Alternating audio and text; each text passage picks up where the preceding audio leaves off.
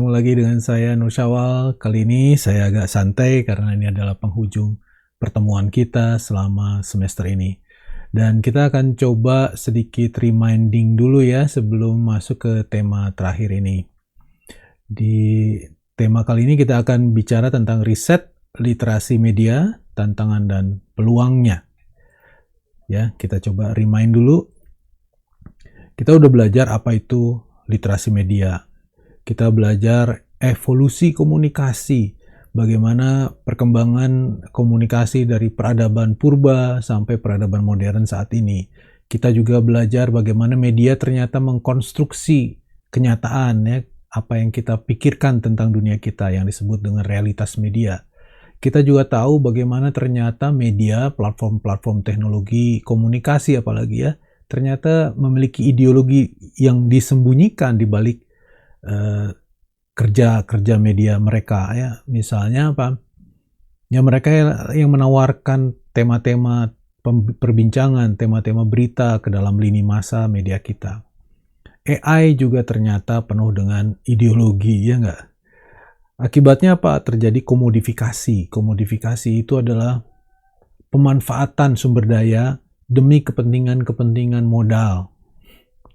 Bukan untuk kepentingan publik ya, bukan untuk kepentingan kalian, ya untuk kepentingan modal, akumulasi modal, kapital gitu ya. Dan juga ada kepentingan kekuasaan yang kita sebut dalam konsep hegemoni. Bagaimana kelompok-kelompok dominan ya mencoba menguasai kelompok-kelompok minoritas atau kelompok-kelompok minoritas yang menjadi tiran yang mencoba mengendalikan kelompok mayoritas dan seterusnya. Jadi bagaimana media digunakan untuk mendominasi pikiran-pikiran orang. Ya, itu disebut dengan hegemoni. Dan karena itu kita harus mulai belajar memeriksa ya kan di dalam isi media itu seperti apa, benar apa enggak gitu ya. Jangan-jangan kita sedang dibikin pusing ya, diputar kepalanya gitu, diputar pemikirannya, diputar pendapatnya, dibuat bingung gitu kan. Sehingga kita nggak tahu lagi apa yang kita percayai ya. Siapa yang mesti kita tanyai gitu, dan bingung. Itu yang disebut dengan memeriksa fakta, ya kan? Gimana caranya kita memeriksa fakta kalau ada peredaran foto-foto, video, berita tertentu gitu ya. Informasi tertentu entah itu lewat WhatsApp, entah lewat macam-macam media ya. Kita bisa memulai memeriksanya dengan alat yang sederhana. Kemudian kita juga mulai mempelajari ternyata di media itu banyak representasi tertentu berdasarkan ideologi-ideologi yang sudah kita kenali sebelumnya, ya nggak? Bahkan ketika ada yang menawarkan body positivity gitu. Misalnya, cintailah tubuhmu apapun bentuknya gitu. Ternyata bisa jadi toxic juga ya positivity itu. Jadi di media representasi itu ternyata juga bermasalah karena ya bisa jadi ada ideologi dalamnya. Misalnya ada orang yang mencoba mengubah pikiran kita tentang cara kita berpakaian, mengubah cara pandang kita terhadap kelompok-kelompok yang berbeda pandangan dengan kita gitu, atau cara pandang kita terhadap makanan tertentu, terhadap makanan tradisional kita sendiri, ya nggak? Jadi orang lebih suka memakan makanan dengan tema negara tertentu, ya itu cara orang merepresentasikan realitas di media. Kemudian juga kita belajar bagaimana ternyata media itu bisa juga mendapatkan mendatangkan manfaat ya. Ya kita menjadi kenal budaya yang lain, kita punya perspektif yang jadi lebih luas bahwa dunia ini ternyata berbeda-beda ya kan. Ternyata susah itu ya berkomunikasi dengan orang yang berbeda. Bagaimana mencegah supaya tidak terjadi permusuhan itu memang sulit ya karena ada perbedaan tadi. Gimana caranya kita tahu orang itu berbeda dan tidak tersinggung gara-gara kita, itu kan perlu dipelajari. Nah, karena itu kita perlu memproduksi. Kita harus belajar memproduksi konten agar kita tahu bahwa ternyata semua ada pembingkaian, ada representasi, ada ideologi dalamnya, ada macam-macam sekaligus juga bisa manfaat ya, memberi manfaat. Jadi kalau bisa yang kita lakukan adalah memberi manfaat gitu ya. Karena itu kita belajar etika komunikasi juga. Dan sekarang kita mulai mengakhiri pemahaman kita tentang literasi media dengan memahami bagaimana kita melakukan riset literasi media. Tapi sebelumnya saya mau ngingetin lagi tuh, ya nggak? Apa sih literasi media? Ya, literasi media itu pertama ya, adalah kemampuan mengakses dan mengevaluasi, membuat, menggunakan segala bentuk komunikasi bermedia. Jadi kita sudah tahu ya, ada komunikasi intrapersonal, komunikasi antar pribadi, komunikasi kelompok, komunikasi massa, komunikasi bermedia ya. Jadi literasi media adalah komunikasi bermedia. Ya, paham ya? Nah, literasi media juga merupakan pemahaman tentang peran media dalam masyarakat. Jadi kalian juga sudah mulai ya mencoba memahami sebenarnya kalian itu punya peran nggak sih dalam masyarakat? Ya, beberapa teman masih gagap rupanya yang memahami apa sih sebetulnya peran dalam masyarakat. Bukan bagaimana kita berperan sebagai diri sendiri. Ya, tapi bagaimana kita memerankan diri sendiri di dalam masyarakat, gitu ya. Jadi bukan bagaimana kita menjalankan peran kita sebagai diri kita sendiri. Ya, dalam masyarakat itu adalah bagaimana kita berperan sebagai diri kita sendiri di dalam masyarakat, gitu ya. Kebanyakan beberapa teman kemarin itu dalam tugasnya menggambarkan bagaimana peran memerankan dirinya sebagai dirinya sendiri. Nah, literasi media juga bukan ajakan untuk memboikot. Ya, meskipun memang literasi media mengajak kita berpikir kritis tentang isi media. Bukan ajakan memboikot. Kita mengajak bagaimana kita kritis terhadap isi media karena sekaligus kita tahu bahwa media juga membawa manfaat. Bisa kita gunakan untuk memberikan manfaat, untuk memproduksi manfaat. Karena itu literasi media juga mengajak teman-teman untuk berproduksi. Tapi bukan teknik produksi. Bagaimana ngedit yang bagus, bagaimana pencahayaan, karena itu namanya teknik produksi. Bagaimana cara baca, bagaimana membuat naskah yang baik, itu namanya teknik produksi. Ya, literasi media adalah mengajak kita untuk memproduksi konten agar memberi manfaat. Ya, tidak menyebarkan hoax, tidak membuat konten yang negatif ya, atau bahkan yang toksik. Gitu ya. Jadi itu adalah rangkuman dari mata kuliah kita selama 1 semester terakhir. Nah, karena itu kita jadi tahu gitu ya, berkaitan dengan tema kali ini, yaitu riset literasi media, kita mulai dapat melihat kenyataan. Setelah memperoleh banyak materi, banyak teori, dari materi sebelumnya, kita tahu betapa informasi melimpah dengan bantuan teknologi informasi. Tapi sekaligus juga data menunjukkan banyak hoax yang beredar. Dan ada bisnisnya ternyata, menyebarkan hoax dan bisnis untuk membuat kita kebingungan. Membuat orang jadi bertengkar gara-gara informasi yang disebut dengan spin doctor. Itu juga ada bisnisnya tuh. Ya, kalau kalian mau berusaha jadi spin doctor boleh sih, tapi banyak dosanya kali ya. Kita juga jadi sadar bahwa keamanan data pribadi kita ya, itu terancam. Ada banyak pembobolan data yang seharusnya tersimpan rapi. Kita juga banyak yang nggak sadar ya, ternyata kita dikuntit selama ini oleh perusahaan-perusahaan platform besar seperti Google, Meta, atau bahkan e-commerce seperti Tokopedia gitu, atau Shopee gitu kan. Kenapa? Karena HP kita, ya kita dikuntit melalui HP kita. Bahkan sekarang udah gerakan bagi pengguna Apple ya agar mematikan HP-nya ketika dia ditaruh di rumah ya, ketika dicas, karena ternyata perusahaan Apple sering membuka ya HP tadi untuk mendengar percakapan. Ya, membuka mic-nya, membuka kameranya tanpa kita izinkan. Ya, makanya di Amerika sekarang sudah mulai orang melakukan itu. Ya, jangan dibiarkan HP kita nyala terus-menerus. Karena ternyata mereka sering menguping gitu ya. Nah, di sisi lain, ya, dari sekian banyak persoalan, ya kita juga tahu bahwa ada banyak kesenjangan juga. Ya, di sisi lain ada masyarakat yang kekeringan informasi ketika kita merasa kebanjiran informasi. Ya nggak? Apa yang diperoleh orang ketika orang nggak punya HP, nggak punya uang untuk beli HP. Jadi ada kesenjangan akses.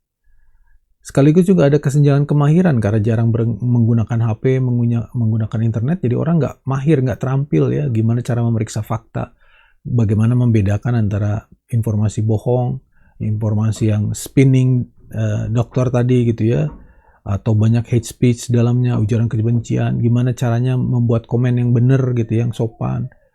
Ya, banyak orang nggak terlatih ya.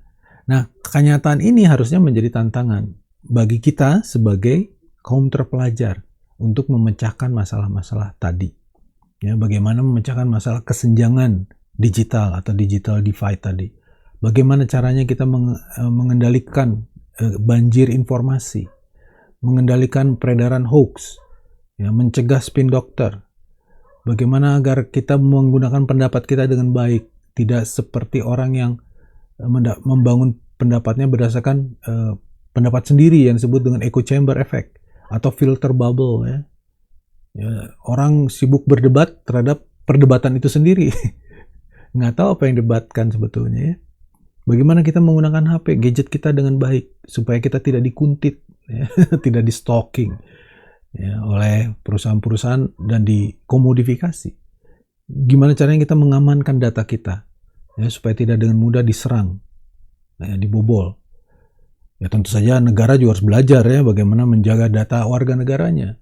Harusnya negara lebih baik jago daripada kita sebagai warga negara ya. Mereka punya resource yang cukup besar negara. Masa negara gampang dibobol, kalah sama kita sebagai orang yang baru belajar ya nggak? Nah karena itu, pertanyaan berikutnya adalah, kita sebagai kaum terpelajar paham nggak? Ya, gimana cara memecahkan masalah tadi? Ya nggak gitu. Paham nggak itu masalah seperti apa? Ya. Apa seperti memecahkan celengan ayam gitu ya, tinggal lempar lalu pecah gitu masalahnya. Tentu ada cara ya yang berbeda bagi kaum terpelajar dengan pendidikan tinggi seperti kita dalam memecahkan masalah, yaitu dengan penelitian ilmiah namanya gitu ya. Nah, bagaimana itu caranya? Nah, ada sih mata kuliahnya gitu ya, khusus untuk bicara tentang metode penelitian. Tapi di sini saya hanya nyinggung sedikit aja. Langkah pertama untuk melakukan penelitian adalah menemukan masalah yang hendak diselesaikan atau dipecahkan. Nah, gimana tuh caranya? Ya enggak?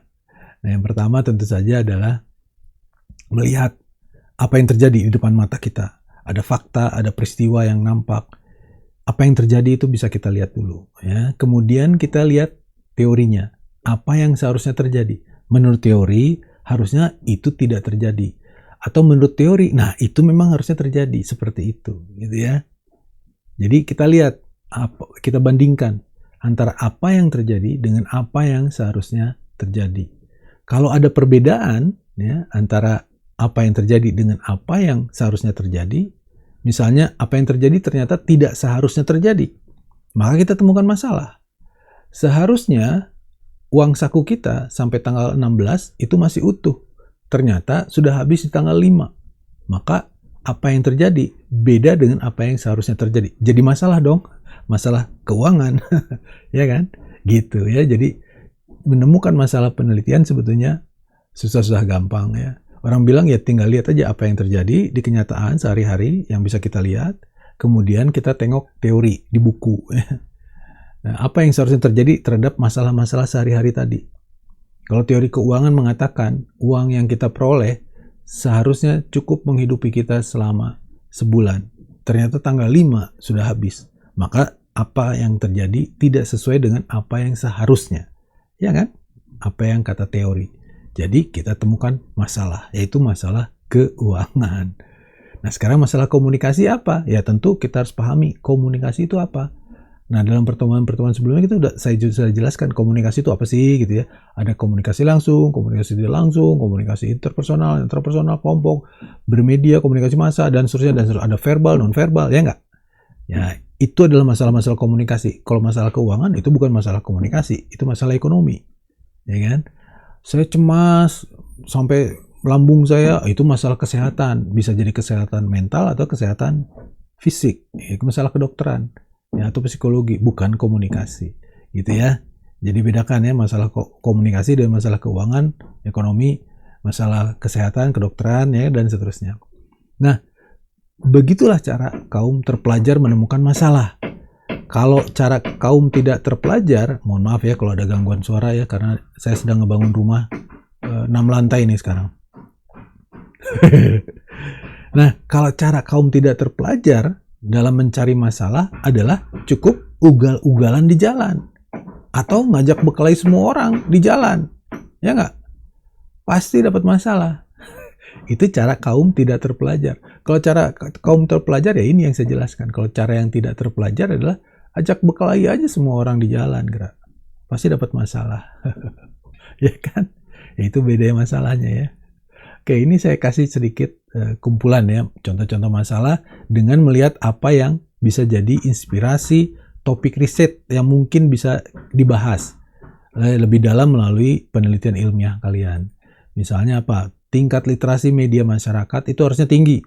Tingkat literasi itu tadi ya, kemampuan untuk mengevaluasi sumber informasi, pemahaman terhadap bias media, kemampuan berpikir kritis tentang konten digital, kemudian juga antar generasi dan lokasi ya, kota, desa dan seterusnya. Gitu ya. Ini adalah teori-teori ya yang seharusnya terjadi.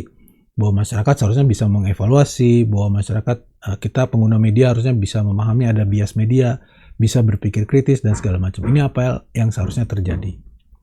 Kemudian teori juga mengatakan bahwa isi media itu pasti berdampak baik pada individu orang per orang, pada masyarakat di level sosial, ya, pada kelompok, kemudian pada demokrasi, pada sistem kemasyarakatan, pada nilai-nilai kehidupan, gitu ya. Nah ini pada teorinya. Lalu kenyataannya seperti apa ya? Tinggal cari aja. Gimana kenyataan sehari-harinya, gitu ya. Jadi ada cara lain ya dalam melihat masalah, yaitu dari teorinya seperti apa, di masyarakatnya ada nggak kenyataan seperti itu. Kalau nggak ada, ya berarti memang cocok untuk bisa kita cari tahu. Ya, kenapa itu nggak ada? Kata teori media itu berdampak isinya terhadap individu. Ya kita cari dampaknya apa? Ya, bagaimana dampak individu tadi? Gitu. Ya. Berikutnya adalah soal peningkatan literasi media. Bahwa pendidikan formal dan non formal harusnya bisa meningkatkan literasi media. Bahwa harus ada kampanye literasi media untuk meningkatkan. Bahwa peran media massa dan pemerintah juga bisa meningkatkan. Teori, kenyataannya seperti apa? Di sekolah seperti apa? Ada nggak pelatihan-pelatihan non-formal yang dilakukan di masyarakat untuk meningkatkan literasi media? Ada nggak kampanye-kampanye? Bagaimana media massa dan pemerintah berperan dalam meningkatkan literasi media? Ada nggak dalam kenyataannya? Gitu ya. Ya udah tinggal riset aja sebetulnya kan. Nah yang jadi persoalan, tadi itu kan inspirasi, kira-kira apa yang seharusnya terjadi dalam literasi media. Sekarang kita lihat contoh nyata literasi media di masyarakat. Ya, yang sudah merupakan hasil riset. Misalnya indeks literasi media digital. Ini data dari Kementerian Kominfo. Ya, katanya indeks literasi digital Indonesia terus meningkat. Yang ini menunjukkan masyarakat semakin terampil dalam menggunakan media digital. Benar nggak ya? Saya nggak tahu. Ya harus diteliti lah ya. Terampil ini adalah terampil membedakan informasi yang benar dan hoax. Yakin nggak tuh? Padahal hoax banyak beredar ya. Tapi mudah-mudahan karena sudah terampil, hoax tadi tidak berdampak. Nah, tinggal dicek. Benar nggak kita sudah terampil? Benar nggak hoaxnya tidak berdampak? Ya tinggal di riset gitu ya. Kemudian jenis-jenis media digital yang dipakai. Data-data menunjukkan bahwa media sosial adalah platform yang paling banyak digunakan masyarakat Indonesia untuk mengakses informasi. Nah, yang jadi persoalan, ternyata tidak semua pengguna media sosial mampu mengevaluasi informasi secara kritis. Nah, ini data ya dari si riset. Benar nggak? Ya, seperti apa itu? Bisa diriset lebih dalam ya oleh kita sendiri. Kemudian apalagi kesenjangan digital. Ya, tadi antara kota, desa, kemudian generasi muda, generasi tua gitu ya. Itu bisa kita lihat karena katanya orang yang terdidik ya, dengan yang tidak itu berbeda perilaku digitalnya. Yang benar. Karena yang menyebar-nyebarin informasi hoax melalui teknologi digital tentu yang lebih pinter ya. Karena yang tidak pinter kadang-kadang nggak mampu beli HP, bahkan nggak mampu pakai HP ya nggak. Gimana bisa nyebarin hoax ya? Kan itu bisa dipertanyakan ya nggak? Gitu. Namanya juga berpikir kritis ya dalam menemukan masalah gitu. Ini juga bisa ya kita lihat tadi generasi muda umumnya diterpa media digital lebih tinggi dibanding generasi tua. Kenapa? Karena anak muda disebut sebagai digital native, warga negara digital. Sementara orang tua itu digital apa namanya, kalau satu native, satu lagi saya lupa, alien gitu ya. Tapi yang jadi persoalan adalah orang tua itu lebih rentan ya terkena informasi yang nggak benar melalui media digital. Karena apa? Karena dia nggak terampil. Benar nggak begitu? Yakin? Jangan-jangan orang yang makin tertinggi terpaan media digitalnya justru makin tinggi termakan hoax. Benar nggak? Iya, teliti aja, jangan jawab benar atau enggak. Teliti, jawab. Kaum terpelajar itu menjawab dengan hasil riset. Bukan kira-kira iya deh, rasanya iya. Ya, nggak bisa ya. Nggak bisa begitu kaum terpelajar seperti kita ini, nggak bisa jawabnya dengan cara, menurut saya begitu, keyakinan saya begitu. Ada risetnya? Nggak tahu. Nggak bisa ya. Kita harus pakai riset. Ya. Riset itu ada metodologinya. Benar nggak? Ada. Jadi untuk memecahkan masalah kita harus riset, yaitu namanya metodologi penelitian gitu ya. Apa itu metodenya? Ya nggak banyak sebetulnya, ada sampai saat ini masih 2 meskipun katanya ada 3 ya.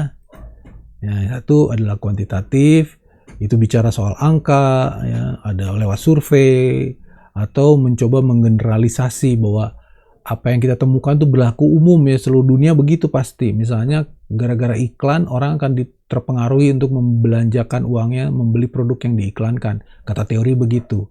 Ya iklan itu mempengaruhi kemampuan keinginan orang untuk belanja. Berlaku umum di seluruh dunia, tidak ada pengecualian. Itu hasil dari metode kuantitatif. Ya, meskipun pada kenyataannya ada tuh orang yang nggak mudah terbujuk oleh iklan, meskipun dia lihat iklan lalu dia nggak dengan gampang oke, saya beli deh, enggak. Nah, metodenya adalah metode kualitatif. Kok ada ya orang yang tidak mudah terbujuk iklan? Ya kita tanyailah orang tadi, bagaimana pandangan orang tadi terhadap iklan, bagaimana makna orang tadi, ya konsep diri orang tadi, sehingga kok dia tidak mudah terbujuk ya oleh iklan. Gimana dia memandang persuasi ya, bujukan-bujukan rayu melalui media dan seterusnya. Jadi kalau kualitatif itu pasti bicara tentang cerita-cerita orang, pendalaman terhadap orang tadi ya, lewat wawancara.